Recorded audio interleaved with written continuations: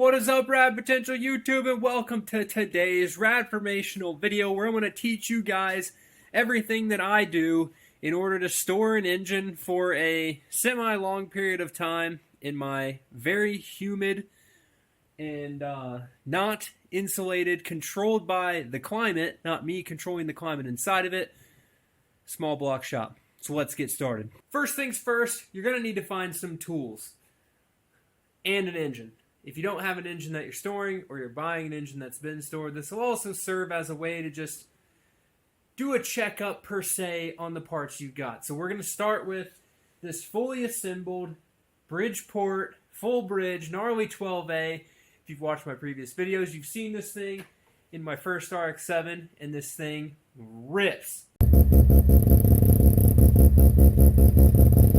And I love this engine. Now, you're going to be like, the first thing you notice is that I don't have air filters and I don't have my double barrels of my super sick 50mm Weber DCO carburetor taped shut. Now, one might be like, some small rodent could crawl into my carburetor and ruin it. Now, I did take the rag that I had, or the towel sitting on top of my carburetor, we got to keep this thing shiny, off for the purpose of this video, which for me is enough of a dust shield for the length of time that I anticipated this thing sitting in my shop, which was honestly not as long as it did. So here is what I would do to any engine that sits in my shop.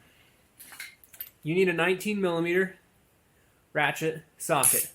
Goes on the front hub pulley.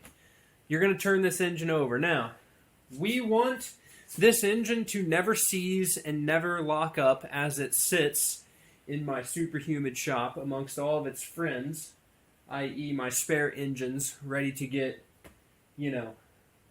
ripped on the street. So, you need to make sure this thing is not locked up.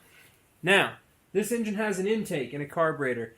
You might think, I've got a Holly, you can just pour oil straight down the intake. Well, on a Holly you can, on a Weber you can't. I promise it'll just come back out the barrels and make a mess at the top of your engine.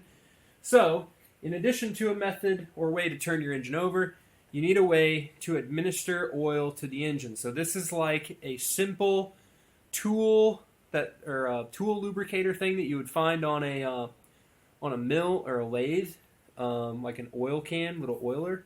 You squeeze it and oil shoots out. I have filled this with some two-cycle oil. Now, you're going to put the two-cycle oil in your engine. The squirter works great because you can squirt the oil into the leading spark plug holes. Notice that the trailing spark plug hole is super tiny and the leading one is super big. So it's easy to get oil in your leading spark plug hole. Now, squirt some oil in. Listen for that super good compression.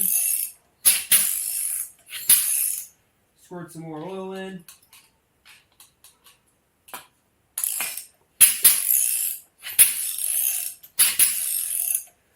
Hear that super good compression. Now, I'll spin this deal around. So the mobile action shot here, you can see barely on that front one that there's some oil coming out of the exhaust ports. That's what you're looking for. If you have your exhaust manifold off, like I do, you could just oil it from here and then turn the engine over backwards. But I prefer to always put it in on the intake side. Now, from this position, you can stick your finger in here if you have the engine rotated to the right spot and push up and down on the apex seals. You can feel the apex seal springing up and down in the rotor. Now, a little tidbit of information. Most of these two-cycle oils have some sort of fuel stabilizer or something like that in them, right? It's like a detergent. It cleans things. Or you can use Marvel Mystery Oil, which will help clean the carbon out of your engine. Now, good two-cycle oil sitting in your engine over time is actually going to make your engine somewhat a little bit healthier. You're going to break down some of that carbon, turn the engine over, it's going to scoop it all out. Better for it.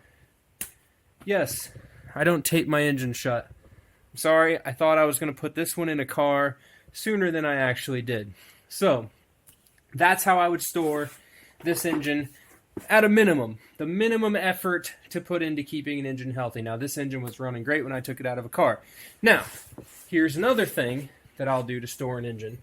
This is an RX-8 engine. Okay, it has been stripped down to the bones. I know that I'm going to take this engine apart to rebuild it.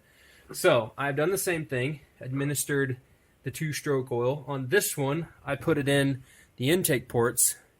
Okay, it's hard to see on RX-8 engines if the oil is coming out of the exhaust port, but same thing, put the oil in, turn the engine over, you're going to hear this one, which it doesn't have spark plugs in it, so like, give an RX-8 engine some credit. Some of them make compression, but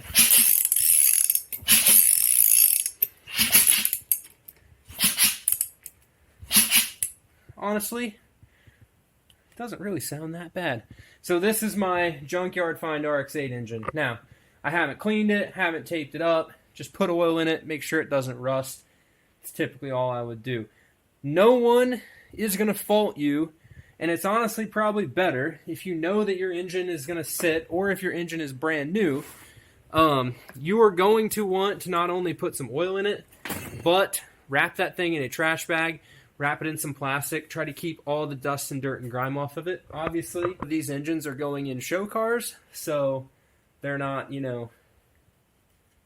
not trying to keep them clean just yet. And I guess they're going in show cars because not all show cars are race cars, but we build race cars around here, and all race cars are show cars. Another important part of storing rotary engines is storing all your broken parts, or the potential parts that you could use to rebuild your engine when it does break again. So, this is my rack of engine parts. Disregard the fact that there is 8 Supermint 12A housings up there that aren't for sale, but all of this stuff has been prepped to be stored, and honestly, I need to kind of go back through and re-administer what I'm going to tell you next to some of these. Do as I say, not as I do sometimes. So, when you're storing rotary engine parts, any engine parts, unfortunately, I don't have any aluminum plates or aluminum pistons, aluminum rods around here. So my stuff is steel, cast iron, it rusts. The most important part about storing an engine that has been taken apart is keeping the rust off the face of the iron and the surfaces of the housing. So what I typically do right now, I've been running this Renewable Lubricants Bioblast Penetrant. You take some of this, spray it on here, you grab a nice little rag, and simply wipe that stuff in lightly so that you have a nice film of oil on the metal surfaces of your parts such that it doesn't flash rust overnight. Now, how did I learn that lesson? Well, one spring, I was building an engine. In here, I had the rotors all apart. I'd ran them through my ultrasonic cleaner, and if you want to learn how to clean these engines, I got a video coming up just for you. And my rotors looked like this. They were fresh, brand new, super sick, looking like they're ready to go in an engine, right?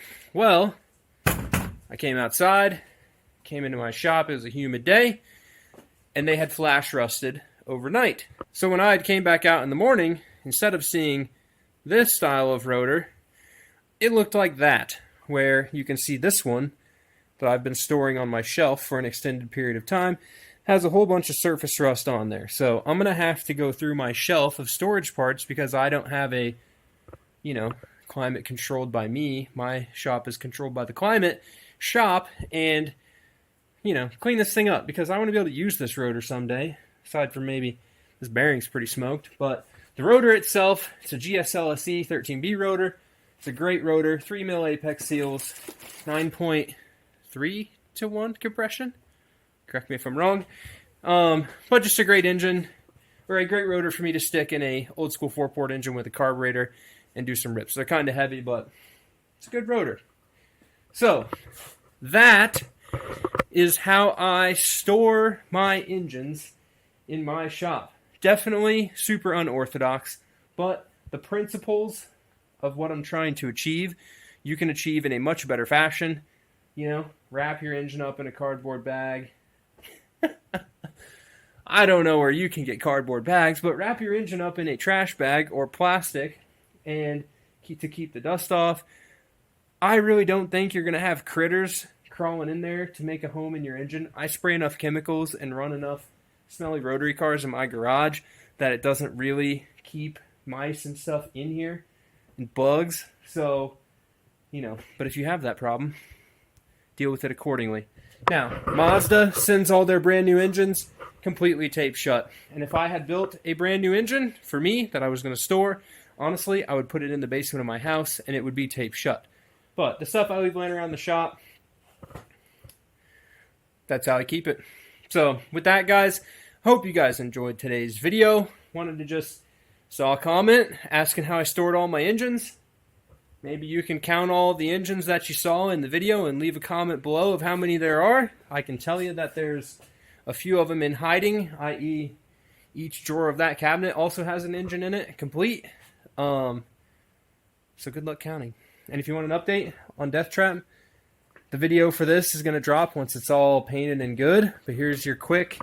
You can kind of see what's going on.